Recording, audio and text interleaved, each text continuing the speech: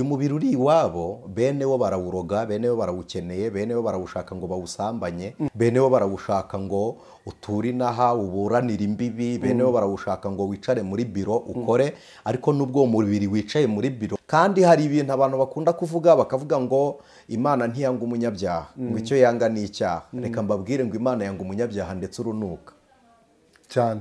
Imana yanga umunyabyaha ndetse urunuka. Hari abantu bagiye kuvuga ngo nta rwango igira, Imana yanga ikibi. Uburyo Imana yanga ikibi, twebwe iyo tugiye kwihanisha abantu twihanisha ababikoze, ariko Kristo siko yabigenje. Yaravuze ngo ndababwiye ngo numaze kureba uw'abandi akamwifuza nawe yagikoze. Urakoze cyane. Kubera iki? Iyo kamere isambanyije umwirabura iti kubwira ngo nshaka umuzungu, wahura n'inzobe ikakubwira ngo igikara, ahura n'ubyibushye ngo unanutse, ihora igutuma. Ni ukwimera. Rero umuntu ushaka kwihana no guhinduka, umuntu ufite umwanda iyo ageze ku iriba aroga, abona ko yanduye akoga, ariko umunyamwanda. Ijwi ry'umukanguzi. Yesu ashimwe inshuti z'umusaraba. Amen. Turabasuhuje nimugira amahoro ya Kristo Yesu. Imana ibahereze umugisha kubwo kubana natwe mu biganiro byose bitambuka ku ijwi ry'umukanguzi. Ushobora kuba udukurikiye ari ubwa mbere, reka tugusabe kugira ngo ujye umenya ibiganiro twakoze buri munsi udacikanywe, reka tugusabe ukore subscribe, ariko kandi nunyurwa n'ibyo dukora twagusaba gukora share ukabisangiza abandi. Ku ijwi ni Bizimana Marcel, kuri kamera ni Jeune Kwizera, imbere turi kumwe na mwene data Anicet. Tubahaye ikaze muri iki kiganiro. Imana ishimwe. Amen. Abantu tubonanye ari ubwa mbere, birashoboka ko ijwi ry'umukanguzi n'umuryango mugari kandi uvuka cyangwa ubyara buri gihe. Yego. Rero umuntu uje kuri iyi chaîne y'ubutumwa bwiza ari ubwa mbere yitwa ijwi ry'umukanguzi, ukangura ni Kristo. Sinzire n'umuntu utuye mu Yesu utaremera Yesu nk'umwami n'umukiza, hanyuma uwemeye Yesu nk'umwami n'umukiza yarakangutse nawe yakangura abandi. Hanyuma ukangura nyine n'uwakangutse. Ubwo twakangutse dukangura abandi. Nitwa Anicet Niyomugabo, ndi umukristo, ni nayo mpamvu twicaye hano ngo tuganire impamvu z'ibyiringiro byacu. Imana ishimwe. Amen. Reka mbifurize umunsi mwiza w'abakundana. Ntawubaho. Abakundana umunsi mwiza wabo ni igihe wituye ugukunda ibyo akunda, n'igihe umukoreye ibyo akunda. Naho ibi mwita Saint Valentin na ba Valentine, ndatekereza ko reka tubifurize nabo abawemera tubifuriza, ariko nge sinjya nizerera mu batagatifu. Ese burya bikomoka mu batagatifu? Saint Valentin n'umutagatifu Valentin. Ntago njya nizerera mu batagatifu, nemera ko wera ari Kristo, hanyuma hakera n'uwo yejeje. Yego. Imana iguhereze umugisha. Yes, aba umugisha namwe. Amen. Yego. Hanyuma muri iki kiganiro kugira ngo Imana ikomeze kutuyobora, reka dusabe bene data turi kumwe muri iki kiganiro. Ushobora kuba dukurikiranye uri mu mirimo itandukanye, cyangwa uri mugenda, cyangwa uri mu bindi, reka tugusabe niba ufite uburyo bwo gutunganya umutima, hanyuma dusabe mwene data tugira imbere y'Imana dusenge. Mana data twese uri mu ijuru, Imana y'agakiza kacu, Imana yaduhamagariye muri Kristo Yesu tukitabira mu muzuko ukaduha kubaho, turagushimiye. Ni wowe utegeka ijoro kuba amanywa, utegeka izuba kurasa rikarasa, ni wowe uhindura kandi ukanyuranya kubaho kw'iminsi n'ibihe, izina ryawe nirishimwe. Uyu munsi ufite ibyo watugeneye. Mu byo watugeneye harimo kumva ijambo ryawe, niyo mpamvu tukwinginze kugira ngo akanwa kacu kuzuze, ndetse imitima yacu yihindura ububiko bw'icyo ushaka kuganiriza aba bantu, kugira ngo abatwumva batwumve mu Imana ku bwa Kristo Yesu. Dusengeye abarwayi ngo bakizwe n'ijambo ry'Imana, ubabaye yishime ku bwa Kristo, n'uwishimye impamvu zo kwishima ko zibiza agakiza. Dusenze tugushima ku bwa Kristo umwami wacu none n'iteka ryose. Amen. Amen. Uhabwe umugisha n'Imana. Imana ishimwe. Anise, karame. Imana iri mu muntu, ni mu mugambi nk'uko yari yarabigambiriye, ni umushinga w'Imana. Yego. Ariko kandi umushinga waje kugerwaho. Yego. Imana iri mu muntu yamuremye nk'uko yabishakaga, imuhereza ubudahangarwa n'ubuziranenge, kuko cyari igikorwa Imana yari yarateguye nk'uko twabivuze. Imana yaje kubigeraho. Hanyuma Imana iri mu muntu yamuremye imukunze, imurutisha ibindi biremwa byose byo mu isi. Nasomye ijambo ry'Imana, yamuhaye n'ububasha bwo kwita ibiri mu isi amazina. Kandi koko uko umuntu yise icyo kintu nani ko cyabaye kugira ngo Imana igihamagara. Imana ishimwe. Uyu muntu rero umaze kuremwa n'Imana, imaze kumushyira aho ngaho, nasomye ijambo ry'Imana rimbwira ko Imana yajyaga isura uwo muntu. Bakagirana ikiganiro, ikamusura, yamureba ikabona ni ikiremwa cyiza, ikacyishimira. Igihe cyaje kugera rero, umuntu yikura mu mugambi w'Imana kuko yanze kumvira iby'Imana yari yamusabye, yumvira umubi. Amaze kumvira umubi, ndavuga Adamu na Eva, bisohora mu mugambi w'Imana, bwa bwiza Imana yari yabahaye barabutakaza. Bamaze kubutakaza, bava imbere y'Imana, ariko bavuye imbere y'Imana bahavana imbabazi. Ngo bahavuye bamaze gucumura, ariko bamaze kugenda bahavana imbabazi. Hanyuma Kayini na Abeli, turabizi neza amakuru yabo, turayazi, twasomye amateka yabo, barabavandimwe, ariko Kayini aje kwica umuvandimwe. Amaze kwica umuvandimwe, ava imbere y'Imana we ari igicibwa, avumwe. Umuntu w'Imana rero muri iyi minsi, reka tuve kwa Abrahamu, reka tuve kwa Kayini, tuve no kwa Adamu na Eva, hanyuma turebe umuntu w'Imana muri no minsi. Umuntu wamaze kwizera Kristo nk'umwami n'umukiza, hari impinduka zigenda zimubaho, kandi kuko bikagaragara. Ariko reka mvuge ngo wa mubi wasuye umuntu muri Edeni, n'uyu munsi umuntu w'Imana, umubi ntago amuba kure. N'ubundi aracyamugenza kugira ngo amurwanye. Uyu muntu w'Imana biracyashoboka ko umuntu ashobora kuva imbere y'Imana ameze nka Kayini, cyangwa yava imbere y'Imana ameze nka Adamu na Eva. Ntabwo uyu munsi, urakoze, reka tubihere aho wari ubihereye. Imana irema Adamu na Eva, yabategekeye imibereho bagomba kubaho. Ubusanzwe imibereho Imana yagennye kuri twe niko gukiranuka kwayo kuri twe. Iyo tubayeho mu bushake bw'Imana, nibwo tuba dukiranutse ku Mana. Kabone n'iyo twaba tudatunze ibyo twebwe dushaka gutunga, cyane ko uko umuntu ashaka kumera nuko yabonye undi ameze. Rero Imana ntishaka ko tumera nk'abandi. Ni nayo mpamvu Bibiliya ivuga ngo mwe kugenda uko mutari. Ni iki gituma tugenda uko tutari? Nuko tuba turi kwigana bameze nk'uko dushaka kumera. Imana irema umuntu, yamuremye mu ishusho yayo, kandi ishusho y'Imana mbibutse ko atari itaka.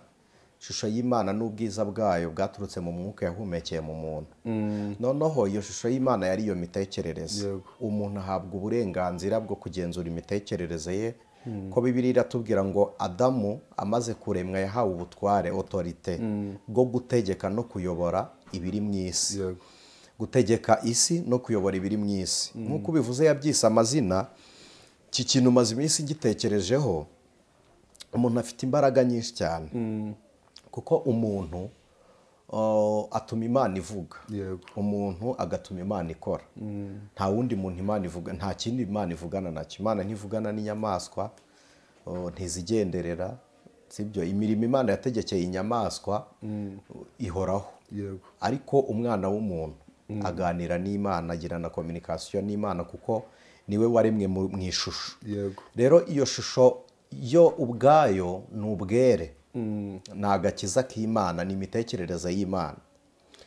Umubi wise umubi, Satani asura Eva mu ishusho y'inzoka, Eva agasoroma ku giti. Hari abantu bakomplaininga bavuga ngo si igiti. Niba ibyanditswe byaravuze gutyo nimubyemere gutyo, kuko ni byinshi mwemera ni mu byanditswe. N'ubundi bindi ntibyabaye muhari. Ubwo bitabaye muhari mukemera inyandiko, n'ubundi mwe guhinyura ibyanditswe. Imana imuha kuyobora, plutôt Eva ayobejwe na ya nzoka, arya ku giti cy'ubwenge bumenyesha icyiza n'ikibi. Abize shimi icyo cyo bashobora kutakidiskitaho, ko barabizi ko hari ibyo kurya umuntu arya agasara. Yego. None se kuki tuvuga ngo hari ibyo kunywa umuntu anywa ubwenge bukayoba? Ibiyobyabwenge. Birumvikana rero niba hari icyayobya ubwenge, hari n'icyatuma ubwenge bukanguka bukaba normal. Ibyo birahari byose bikangura ubwenge, bituma IQ y'umuntu ikura, sibyo. Ibyo byose birahari. Niba rero shimi ibigaragaza, spirituellement byaranavuzwe mbere yuko shimi iza, kuko umwuka wabayeho mbere y'ubumenyi. Yego. Ni ukuvuga ngo rero tubyubahe gutyo. Eva arya ku giti, muzi ikitangaje, Eva arya ku giti ntiyahise yambara ubusa, kuko Eva ntiyari yabujijwe kurya ku giti. ntabwo yahise yambara ubusa. Eva ntiyabujijwe kurya ku giti, ahubwo Adamu ariye ku giti kuko yayoboraga. Byari bisobanuye ngo nunyobora mpumye nanjye nzaba mpumye. Yahise yambura ubusa, ubwiza bw'Imana, bwa bwere bw'Imana ntabwo ari umwenda wamuvuyemo, ni icyubahiro cyakingaga ubwambure bwe. Noneho nawe ubwe ntabwo yari yiyizi ko ateye nabi, ntabwo yari azi ko yambaye umubiri umeze kuriya. Imana yari yarawuhishishije ubwiza bw'Imana, yarabutwikirije ubwiza bw'Imana, aricyo twita ishusho. Noneho ishusho y'Imana niyo yavuye kuri Adamu. Adamu asigara asa nk'uko yabumbwe mu itaka se. Arabimenya buretse gato mbere yo kubimenya, ahubwo reka tuvuge ngo yabaye nk'uhishuwe. Ubwiza bw'Imana bwari ku muriho. Mwibuke abantu mwasomye Bibiliya, umwuka wera abwira Mariya ngo uzasama inda. Yaramubwiye ngo umwuka w'Imana azaza, imbaraga y'Imana izagukingiriza. Uko gukingirizwa rero na Adamu yari akingirijwe n'ubwiza bw'Imana. Bumuvuyeho yibona ari Adamu wo muri cya gitaka, ari we wa none. Rero ahantu nashakaga kubisobanuza ibyanditswe byera, icyo warubajije ngo umuntu yongeye kuva mu bwiza bw'Imana yasohokana imbabazi cyangwa yagenda aciwe nka Kayini. Uyu munsi ntabwo dufite ubwiza bw'Imana bw'itangiriro bwo muri Adamu, ahubwo dufite Kristo muri twebwe, dutegereje kuzahindurwa ngo dusubirane ubuzima Adamu yatakarije muri Edeni. Twebwe ubwiza bw'Imana dufite buri mu kwizera, ntabwo buri fizikali, ntibugaragara. Ariko Adamu yari mwiza mu Mana atabiheshejwe no kwizera, ahubwo abiheshejwe nuko ariyo naturel, niwe muntu wari natural, niko yari aremwe. Noneho rero twebwe iyo ducumuye, igicumuro cyacu ntabwo gihera mu mirimo, gihera mu mitekerereze. Kandi noneho kwa kwera kw'Imana dutunze ntabwo kuri mu bigaragara, kuri mu mitekerereze, kuri mu myemerere. Noneho igicumuro iyo kiri kubamo ni produit, iyo kirimo kiproduza kigiye kuba igicumuro cyangwa kuba icyaha, kirabanza kikica umuntu w'imbere, wa muntu wacu w'imbere. Wa muntu wacu w'imbere yari gupfa rero, yisohora mu migambi y'Imana, yikura mu kwera kw'Imana. Niyo mpamvu mujya musoma Bibiliya ivuga ngo umwana w'Imana ntakora icyaha. Kandi nyamara ugasanga hari umuntu wagikoze anizera. Kubera iki? Nta muntu ukorera icyaha mu bumana, ahubwo igihe wowe uri kugitunganya kirimo kiproduza, wowe ubwawe uri gutera intambwe ihunga Imana. watangiye kuvaho Imana iri, watangiye kuvaho Imana iri. Noneho nuvaho Imana iri nta mwambaro, kuko uyu munsi umwambaro twambara ni agakiza. Cya gihe Adamu na Eva icyatumye basohokana umwambaro w'imbabazi, Imana ntiyabemereye ko bajyana urupfu rw'iteka, ahubwo yabashakiye igitambo cyashushanyaga ko tuzacungurwa ari Kristo Yesu. Uyu munsi rero Imana ntiduha ikindi gitambo, ahubwo twebwe tuba ducumuye kuri Kristo wadutambiwe. Iyo ducumuye kuri Kristo wadutambiwe rero dusohoka turi ibivume. Niyo mpamvu abantu bajya bavuga ngo Imana ntiyakubyara none gweje kubyaruke. Kwera kw'Imana niyo sano tugirana n'Imana. Umuntu utejejwe, Bibiliya iravuga ngo nazabona Imana. Niba utazayibona rero nturi uwayo. Kandi hari ibintu abantu bakunda kuvuga, bakavuga ngo Imana ntiyanga umunyabyaha, ngo icyo yanga ni icyaha. Reka mbabwire ngo Imana yanga umunyabyaha ndetse urunuka cyane. Imana yanga umunyabyaha ndetse urunuka. Hari abantu bagiye kuvuga ngo nta rwango igira, Imana yanga ikibi. Uburyo Imana yanga ikibi ni nabwo buryo yanga umubi. Ni ukuvuga ngo icyo ukoze cyo kuvuga ngo ntabwo Imana yanga umunyabyaha, ahubwo ngo Imana yanga icyaha. None si icyaha icyo wakoze cyaguhinduriye n'izina. Yes, exactly. Cyo cyaguhinduye izina kikugira ikindi kintu. Kuko icyaha ni transformation, kiraguhindura ukaba ikindi kintu mu maso y'Imana. Noneho tuba duhindutse ibivume, nati kasri nkuko babivuga, the condemned, uwaciwe.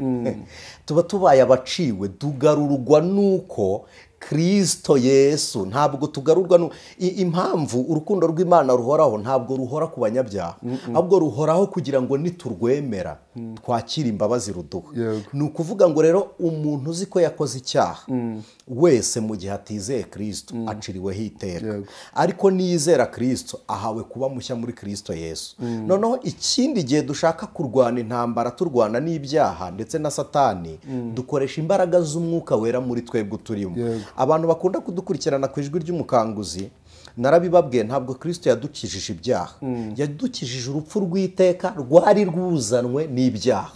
Noneho amaze kudukiza urupfu rw'iteka ruzanwe n'ibyaha, aduha ubuzima bwitwa ubugingo, imibereho mishya yo muri Kristo Yesu. Noneho iyi mibereho mishya yo muri Kristo Yesu, umuntu uyifite abyara imbaraga, ubugingo bubyara ubuzima bwitwa kwizera. Noneho kwizera bikagira imirimo, kwizera bigira imirimo yo kunesha isi, kwizera bikagira imirimo ituma tubaho mu buzima butekereza ngo data, butekereza ngo Imana, butekereza ngo ishaka iki. Uku kwizera kukabyara indi mibereho yitwa umwuka wera, umwuka wera rero akatuyobora. Noneho uku kwizera niko kubyara imbaraga zo gutsinda ibyaha. Noneho iyo twizera tutanesha ibyaha tuba dukoze isoni Kristo twitirirwa. Bibiliya iravuga ngo ni abantu bakoze iby'isoni nke, tuba dukoze iby'isoni nke, sibyo? Noneho ariko umuntu wizera Imana agashaka gukoresha za mbaraga zo kwizera zibyarwa n'ubugingo bwa Kristo muri twe, ahita ayoborwa n'umwuka akanashobozwa nawe. Iyo ushobozwe n'umwuka rero utsinda iby'isi, niko Bibiliya itubwira. Bibiliya iratubwira ngo ikibyarwa n'Imana kinesha isi. Imana ishimwe. Yambisheri uvuye ku ishuri, ndagukunda. Gaho nimugenda tubwiriza ubutumwa bwiza, musubireyo. Yambi amakuru, Imana ibaha umugisha. Murakoze cyane bana beza. I love you so much. Wow. Imana ibaha umugisha. Abadukurikiye muratwihanganira, abana ni ngombwa kandi n'urukundo. Nimwongere musubireyo, mugende musuze mama, ku ishuri byagenze neza. Okay. Imana ibaha umugisha. Rero ubu buzima turimo bwo gutsinda, ibyo ntabwo ari ngombwa kubikuramo abana n'umugisha. Nta kibazo rwose, kandi ntihagire umuntu bibera ikigusha, uretse kuhagushwa nuko dusujwe n'abo twabyaye abafite ikibazo. Ubwo ni ubuzima umuntu w'Imana abaho none. Rero mfata conclusion ku cyo warubajije, Adamu we yasohotse yambaye umwenda w'imbabazi, ariko Kayini aravuma, yavumwe nuko amenya amaraso, sibyo? Uyu munsi rero ikivume cya none ni cyakoze ibyaha, ni Kayini. Kayini nta uhari ubona, ariko wa mwuka ni ntuza. Ni ntuza, nibyo, kuko ntuza niwe wabikoze, cyangwa nani, cyangwa wa wundi.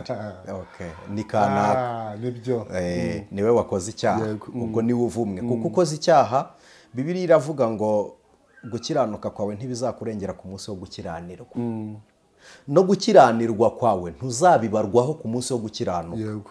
Gukiranuka ni iki? Ni ukwizera Kristo, ni uko wemera Kristo. Ubundi gukiranuka ntimuzabishakire mu mirimo, gukiranuka ni mu kwizera. Iyo wizeye urakoreshwa, umwuka gukoreramo, aragushoboza, aragutsindira. Imana iguhereza umugisha. Amen. Uyu muntu umaze gucumura ahinduka ikivume, ariko kandi ikintu gishobora kongera kumuhindura mushya ni ukwizera Kristo. Ubundi tuze gutandukanya ibintu bibiri, tuze gutandukanya icyaha n'igicumuro. Igicumuro ni ikintu umuntu ashobora kwikorera, icyaha ni ikintu umuntu ashobora gukorera undi. Nyuma igicumuro ushobora kugira imitekerereze mibi ntuze kuyapurika. Ahantu kibera kibi ni kimwe, ni uko gikura. Igicumuro ni nka virus, igenda yiyevariwa. Uko igenda yiyevariwa ishobora kuba nini ikabyara icyaha. Igicumuro rero gitera umuntu kugwa umwuma, agenda agwa umwuma, icyaha kikagukura mu nzira y'agakiza.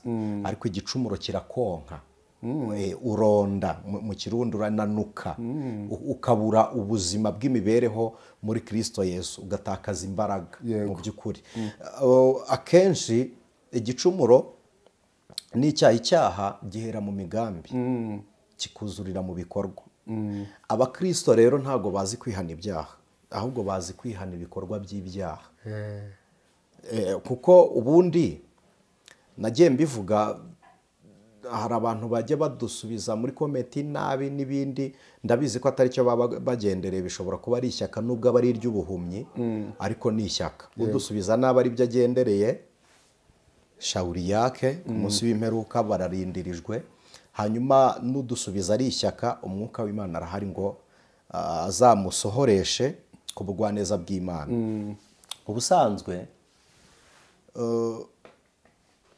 gusambana ni igikorwa kibera ahantu habiri mu ntekerezo no ku mubiri Bibiliya yaravuze ngo kibera imbere mu mubiri ntabwo ari muri sex ni imbere muri mind mu bitekerezo urakoze cyane noneho twebwe iyo tugiye kwihanisha abantu twihanisha ababikoze ariko Kristo siko yabigenje yaravuze ngo ndababwiye ngo numaze kureba uw'abandi akamwifuza nawe yagikoze urakoze cyane kubera iki nuko Kristo ari kureba umuntu w'imbere mu bitekerezo rero aho kugira ngo wihane imirimo ibitekerezo byamaze kwandura aho kugira ngo wihane imirimo tangira kwitoza wo guhinduka kandi uhindukiyemo imbere mu bitekerezo urakoze cyane ubundi ni naho tubera icyaremwe gishya ni muri mayindi imbere hirya ni mu bitekerezo ni naho twizerera ni naho dusengera ni naho umuntu nyamuntu atuye impamvu ze tuvuga ngo umuntu ni indyarya ni iki ni uko akubwira ku munwa ibitari ku mutima urakoze cyane none se ari umuntu ukubwiye ibitari ku mutima ari n'umutima uri gutekereza ibihabanye n'ibyo akubwiye umuntu nyamuntu ninde umuntu nyamuntu ni uw'imbere urakoze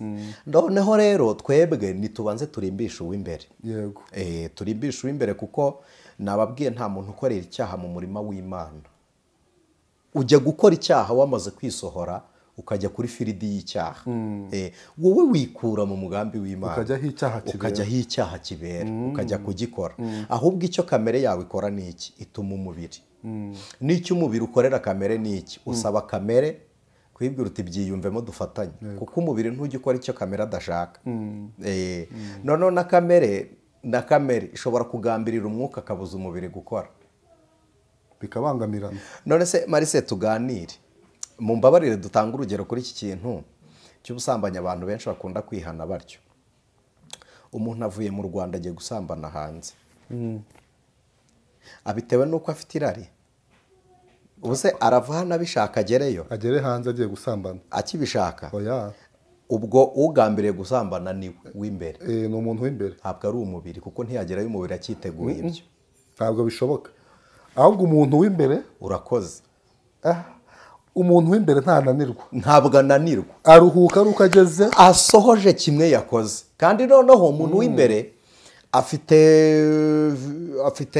nakita ngo ikirane nka virusi imeze nka nikotine mu itabi harimo kanuze aka alcohol nako kari alcoholique bita nikotine nikotine iyo ubonye gake gahita kagutuma kandi kagutera gukumbura kagenda kagutuma kandi unywa rimwe abiri atatu akagenda kazamura na kamere nuko iyo kamere isambanyije umwirabura iti kubwira ngo nshaka umuzungu wahura n'inzobe ikakubwira ngo igikara ahura n'ubyibushye ngo unanutse ihora igutuma ni uko imera rero umuntu ushaka kwihana no guhinduka nahindure kamere kandi kamere rero kuyihindura birakunda nicyo kinyarwanda gihita cyuzuza ijambo rivuga kwihana uyu muririmbyi waririmbye aravuga ngo mvugutira kandi uncure inkamba zinshiremo yaravuze uw'imbere zimvemo inkamba zimvemo yaravuze uw'imbere mvugutire kandi uncure kandi Imana igituvugutira ubwo ni ugucura kamere ikaducura Dawidi yarabisenze neza aravuga ngo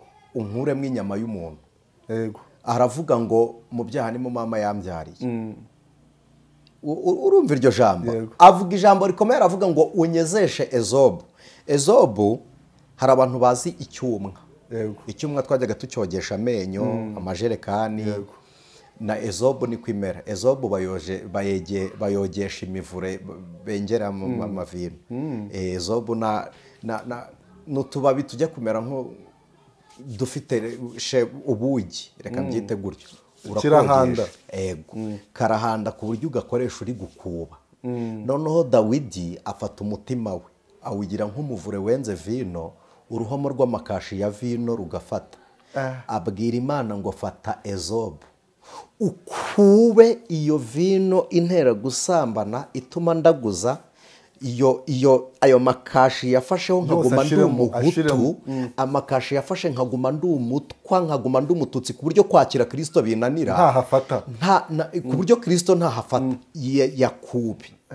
Yakubi abakorodoniye barabizi, iyo ugiye gushyira speregro ku ntuze, twe tuhita supaguru nyine, speregro. Uribuka tujya muri Kongo kugura korogate na supaguru, twavuze supaguru bashakisha ikintu cyitwa gutyo barakibura, baratubwira ngo ni superegro. Nuko ngayo nguko bazi ukuntu bakuba kugira ngo babanze bakureho umwanda w'inyuma kugira ngo supaguru ifate.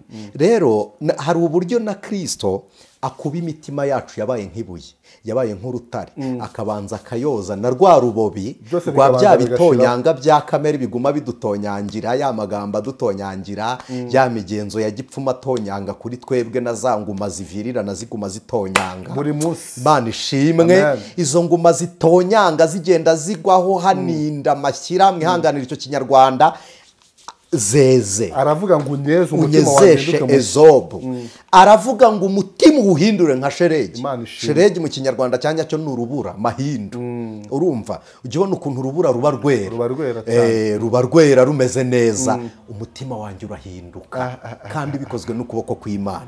Rero kugira ngo utsinde ibyo byaha, uhinduke umuntu wejejwe, nukubwira Kristo uti kamere yanjye ndayiguhaye, nduwiwe nawe nuwanjye, aranzi nanjye ndamuzi, kubimenya nibwo buzima, fesama horadashira. Unyezeshe ezobu ku buryo aho ndi nzaba ndi umukristo, nta ntambara nyinshi, umutima uba umenetse, uba ushenjaguwe, ku buryo Imana itura muri njyewe. Rero ufite uwo kwera kw'Imana niwe wejejwe n'Imana, kandi uwejejwe n'Imana niwe ushimwa nayo, kandi ushimwa n'Imana niwe umenywa nayo. Imana ishimwe.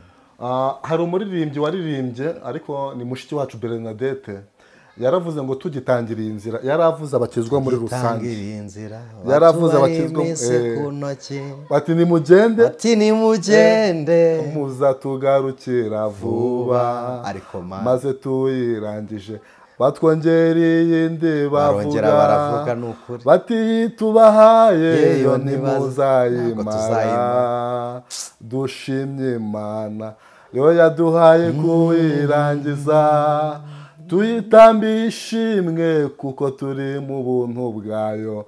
Arakomeza arimba aravuga ngo uko wafashaga basogokuruza kera. Arakomeza avuga ngo abari kuzajya udufasha mu ntambara turwana. Hari abantu rero bari bafite iyo ntego yo kudacogora nk'uko Bernadette yaririmbye, ariko bageze imbere uru rugendo turimo, sinzi njya numva bavuga ngo ni urugendo rutoroshye, niko wumva bavuga, we nturabibona ngo ntirworoshye, rurimo amahwa, ni urugendo rufunganye niko Bibiliya yavuze. Umugenzi rero uri muri urwo rugendo agenda ahura n'uducumu tugenda dumusubiza inyuma, nk'utwo mu Kristo nawe yahuye natwo mu rugendo, agacogora agasubira inyuma. Hanyuma uyu muntu ararambiwe.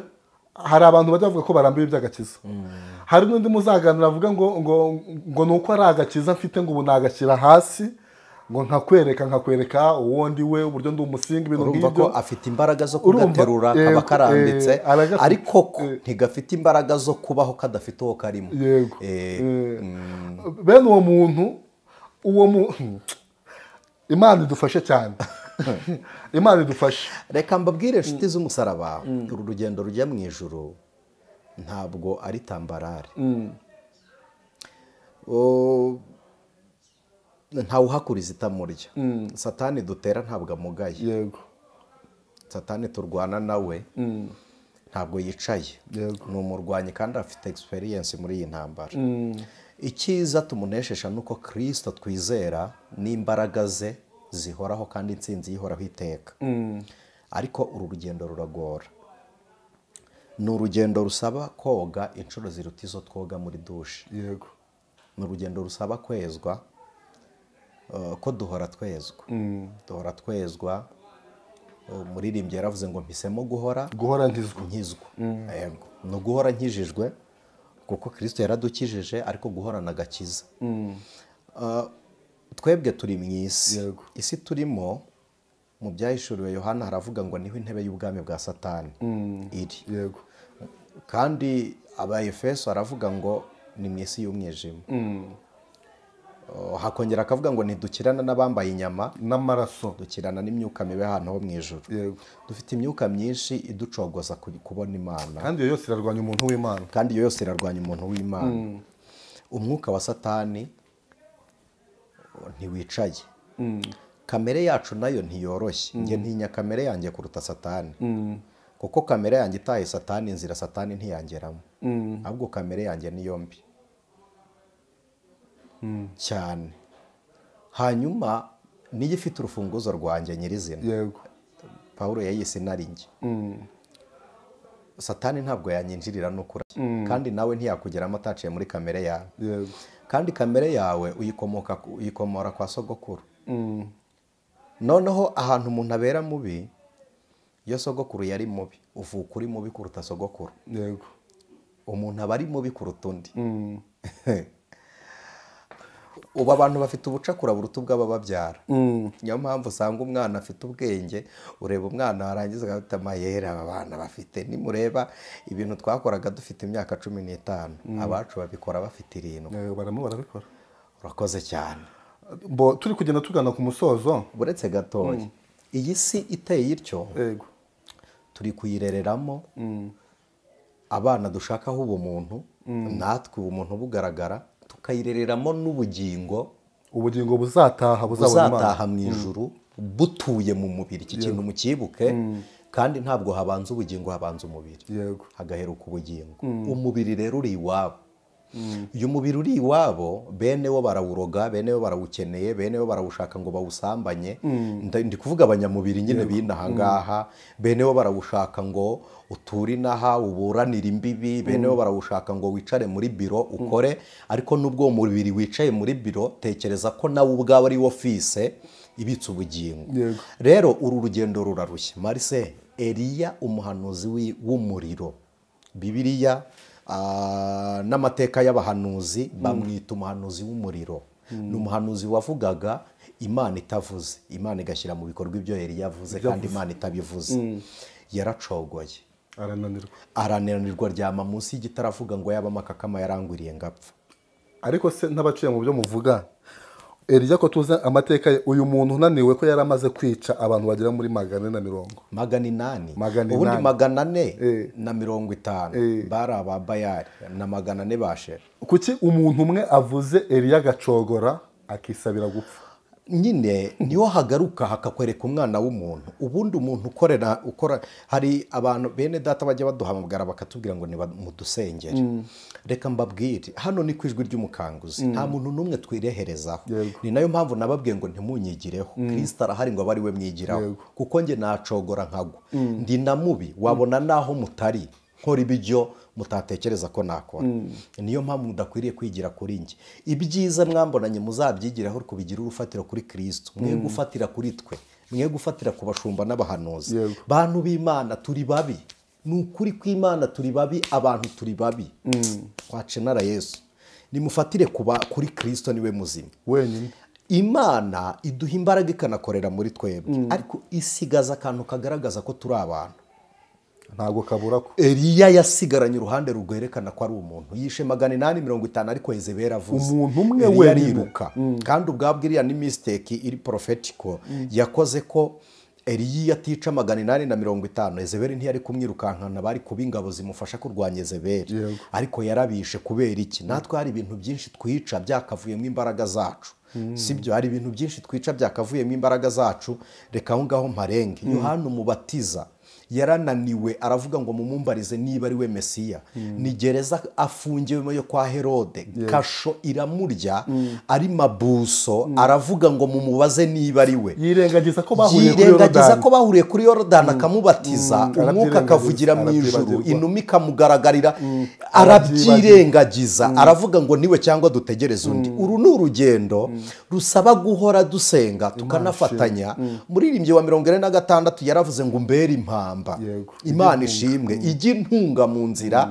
ikangeza mu ijuru na Yesu yaravuze ngo uru rugendo ruraruhije nimwitange muryo umutsima utera imbaraga mutazananirwa mukigenda aravuga ngo kandi imiruho n'urusaku birabarembeje mu nsanga ahantu twihererane Imana ishimwe undi aravuga ngo kure y'induru z'abarasana nshuti z'umusaraba uru rugendo rw'agakiza ni urugendo rutuvuna ariko nta cyoroshye mu isi gusa gusenga bigora kuruta ibindi mu isi abantu umva gusenga bivuna kuruta ikiyede gusenga bivuna kuruta kwikorera imizigo y'abakarani marise gusenga bivuna kuruta umungwara n'imicuriro twajyaga dufata turi gukura amabuye gusenga biravuna ni igikorwa kiguhagurutse i Kigali ukajya Cyangugu kandi Cyangugu siho biro y'Imana iri i Kigali Imana irahavugira naho munzi wawe reka munzi wawe Imana irahari ariko ugasiga inzu ugasiga urugo uri umubyeyi gusenga ni ibintu bikorwa ku rwego umuntu utari muri iyo dimension ababona urinjije iyi nzira y'agakiza niyo nzira yonyine urenganiramo ukihangana niyo nzira wamburirwamo ntujye kuburana niyo nzira bagutukiramo ntubasubize sibyo hari umugabo wigeze nkubita urushyi turi mu nama itegura igiterane ndamureba ndamwana yaba waruzi kamere nari mfite ndamwana uretse Kristo bimwe waruvuze rega bijya bibaho kamere yacu ntabwo ipfa irasinzira hari ibintu duhura nayo bikayikangura kamere ikenera ibikangura tugenda duhura nabyo muri ibi bigero turahura turahura ibikangura kamere hanze hari urusaku ruyihamagara kandi ruzi n'izina rya kamere yawe ubu kamere yawe hari ijwi yakumva rwose igakanguka ikiruka ibyo birahari twari turi mu rusengero umugabo yambaye neza ameze neza cyane umwana araza aramukandagira amutuka igitutsi giteye ubwoba kandi n'umugabo w'umukirisitu ndamureba ndamwana kamere koze ibyayo aranseka arambwira ati nyine nuko umwana w'umuntu ateye inshuti z'umusaraba bisaba kwera koga buri gihe narababajije hari umunyamwanda hakaba n'umuntu ufite umwanda ubundi umukristo yagira umwanda ariko si umunyamwanda umuntu ufite umwanda ni uwanduye ariko umunyamwanda aho batandukanira ni ku iriba umuntu ufite umwanda iyo ageze ku iriba aroga abona ko yanduye akoga ariko umunyamwanda ava no ku iriba anarituramo atoza hari umugabo wigeze adusetsa umunyamwanda bameze nk'igikeri yaratubwiye ngo igikeri kiba mu mazi kenshi ariko kikarwara amaga kuko kitikoraho ntabwo kikoraho sinikoraho kuko kandi nyahoramo tinge nyahoramo sinikoraho neje amazi ndayajyamo mu kanya ndabanyarimo sinikoraho dufite abantu rero batikoraho kuri kamere yabo barigagaje ariko reka mbabwire ngo ni mwiyoroshye urugendo rujya mu ijuru ruragoranye marise mbonye nigeze nabona umuntu w'umushumba mukuru agwa muri rigori aguyemo yazize gusinda afite ibyuma mu ikoti reka twe gutanga izo ngero ntabwo nitaye ngo mubifata mute sinitaye ngo bigenda bite ariko reka mbabwire ngo ntawe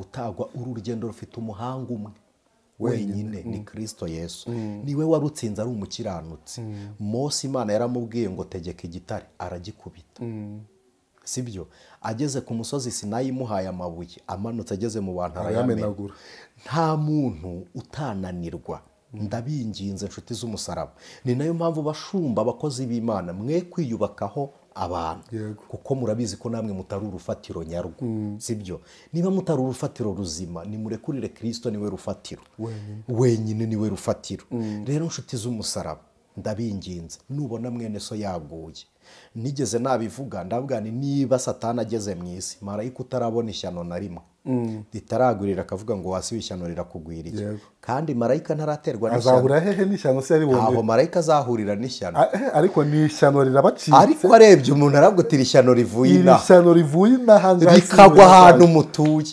araguti nimutsinda mukazina tuzakoresha ikirori tekereza ko Bibiliya ivuga ngo nibyaremwe byitegerezanyije amatsiko guhishurirwa ko abanesheje isi none wowe urabona ishyano ryagwiririye umuntu ukamuha urw'amenyo nawe urirya ahubwo fasha uwaguye kubyuka imbaraga nzima zigawa nizo uhagaze imbere y'uryamye hasi hari umuntu wavuze ntabwo nanenga uwaryamye nanenga uhagaze utarabyutse uwaryamye hari umuntu wavuze aravuga ngo mu bintu biteye abamarayika amatsiko ni uko uzabona umuntu uvuye mu isi atsinze ibiri mu isi marayika yaravuye mu ijoro agasambanira yabona abakobwa bari mu isi agafata icyemezo cyo kudasubira mu ijoro ngo ikintu giteye marayika amatsiko ni uko uzabona umugeni wa Kristo avuye mu isi uwo muntu ngo azaba ari igitangaza umuntu wihanganiye ibyo marayika atihanganiye kandi abana b'Imana bazabona uwo muntu azaba ateye ubwoba hahirwa Imana yishimira Imana ishimwe iyi si ntiyoroshye ariko reka mbabwire dushobozwa na Kristo Imana ishimwe rero nizo mbaraga zacu ubona umuntu waguye ni ukuri igitangaza ni ukuri pe ndi imbere yanyu n'imbere y'Imana sinjya mbona igitangaza ku muntu wakoze icyaha ahubwo igitangaza ni umuntu udakora icyaha ari mu isi y'ibyaha akabibasha uwo muntu niwe gitangaza naho kugwa none se uretse ko niko ntuzawe uretse ko tutari duhari ariko ntiwabikoze tuvugisha ukuri uretse imbabazi z'Imana asohokanye nk'iza Adamu na Eva uretse Imana yabonye ko ugiye kujya ku karubanda ikagushakira uruhu rw'intama ikongera ikakwambika ariko ntiwabikoze ariko tuvugisha ukuri niko kana telefone yawe ibyo uyivugiraho urabiyobewe reba amafaranga wanyweye esanse aho wayakuye tuvugisha ukuri inzu wayubatse gute uretse imbabazi z'Imana kana wowe ntiwabikoze ni ngombwa ngo ucungire mu rwaho ababikoze bakajya ku karubanda kandi we yaragusanze mu ishyamba wambaye ubusa ikakugirira imbabazi ikakwambika none wowe wambitswe n'Imana wari wiyambuye ugiye ku karubanda kuvugiriza induru ubonye wambuye kandi nawe ari akenda k'Imana kagukingirije kandi wabagerageje mwese kandi wabagerageje n'uwabagushije ari umwe none ubu ubonye urwaho rwo kuvuza induru reba ivanguramoko ugira yegora reba ivanguramoko ufite reba inzoga zawe reba ubusambanyi bwawe reba mu ibanga aho abantu batari ibyo uvuga reba kuri chat yawe reba ibintu ureba kuri social media urebe nawe ibyo ukunda reba kamere yawe uko ubanye n'abana n'umugore reba mu ntara abantu musabana none uvugije induru umuririmbyi bigwiririye umuhaye urw'amenyo kubera kenda k'Imana uyisubona ko itorero ryashize ubonye ko itorero ryashize ubonye nyine ko kuba gicitse nakambara Uwiteka yagukingirijeho aguhisha ku karubanda ari kuvugiriza induru murasa n'amazina uri bazi nawe uretse Uwiteka wugaye ariko nawe none ngo nta muririmbyi ugikizwa kubera iki se kuko ubonye umwe ngo itorero rirashize uribeshye itorero rirahari uwagukingiye ikibaba ntufatwe niwe weza n'abandi wowe utunga agatoki kandi Imana ntabwo igira ahabiri bika imbabazi imbabazi z'Imana zituruka hamwe nta nubwo zagushiriyeho ntabwo Imana yaziguhe ngo zirangire Imana yitwa umutunzi w'imbabazi iracyazibitse Imana ishimwe imbabazi Imana yakoresheje yohereza Kristo mu isi ziracyariho ahubwo garuka nawe uvugirijwe induru humura wicika igikuba imbabazi za Kristo zirahari rero wikwemera kuba ikivume aho guhunga Imana yihungireho Imana ibaha umugisha. Imana iguhereza umugisha mwinshi. Amen. Turi kugenda tugana ku musozo w'iki kiganiro. Ni ukuri itorero ry'Imana rirahari kandi rirahagaze. Itorero ry'Imana rirahari. Pawulo yabwiye Timote aravuga ngo humura, urufatiro rw'Uwiteka ruracyahagaze kandi rwanditsweho ngo Uwiteka azi abantu. Rwanditsweho aya magambo Uwiteka azi abantu. Imana ishimwe. Yesu yarabivuze ngo abanjye ndabazi bafite ikimenyetso cy'amaraso. N'umwuka nabasigiye bafite ubayobora. Amen. Uwiteka afite abantu. Imana iguhereza umugisha mwinshi. Reka dushimire bene data twari kumwe muri iki kiganiro. Tuvuga ngo ibiganiro bitambuka ku ijwi ry'umukanguzi nakagaruka. Yego. Uranyuzwe, ushimishijwe n'ibyo dukora, byandike muri comment kandi tubivuga buri munsi. Hari abantu benshi njya mbona baguhamagaye kandi umeze nkaho uhuze. N'ubundi reka twongeye tubisubiremo. Ntabwo tukisegura. Yego. Message isanzwe kuri nimero bisanzwe ntabwo tuyisubiza. Yego. Ubwo buryo nanjye nimubundekere bube communication y'abandi bantu batadukurikirana kuri social media. Ko nubwo Anicet ari umuvugabutumwa, mfite famiye, mfite inshuti zamenye zitamenyeye mu ivugabutumwa.